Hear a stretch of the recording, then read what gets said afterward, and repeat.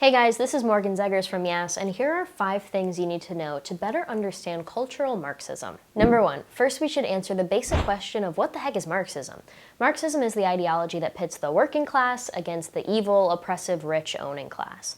This division is supposed to lead to a working class revolution where the workers rise up and take control of business and property.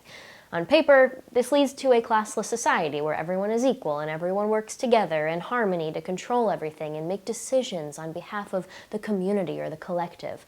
But in reality, the leaders of the movement end up controlling everything but in the name of the people.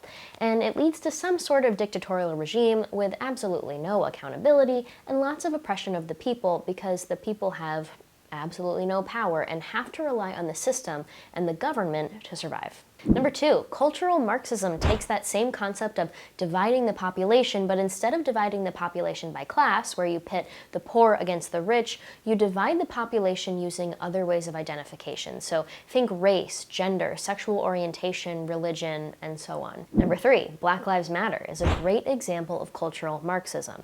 Have you seen the level of division that they have caused our country over the last year? Instead of trying to unify our country and achieve true police reform to ensure justice for Americans of all skin colors, Black Lives Matter is working to deepen the racial divide in our country. Their inflammatory, divisive attacks are not surprising, though, considering the leaders of Black Lives Matter self-identify as, quote, trained Marxists. We actually do have an ideological frame. Myself and Alicia in particular are trained organizers.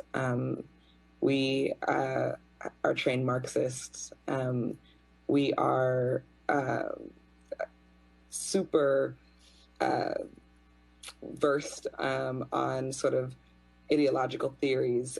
These people are trained in the art of dividing a population to achieve their revolutionary political goals, like ending our capitalist economy in exchange for socialism and eliminating the American nuclear family structure. Number 4, cultural Marxism is growing thanks to leftist indoctrination in the education system. A great example is the 1619 Project. This curriculum tells the students that racism runs in the DNA of America, that President Lincoln opposed black equality even though he's the man who freed the slaves, and that the reason we fought for independence from Britain in the Revolutionary War was to protect our ability to have slaves in America.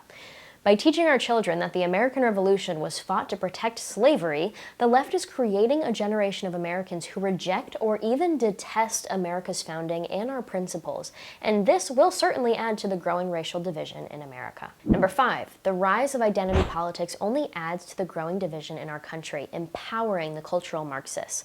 Instead of unifying and looking past labels, looks, and physical identity, Americans now prefer to separate based on these characteristics. When I was in college at American University, students on campus protested and blocked the entrance and exit of a parking garage, demanding a segregated cafe on campus for people of color only. No whites allowed. Martin Luther King Jr. famously said, "Judge a man not by the color of his skin, but the content of his character."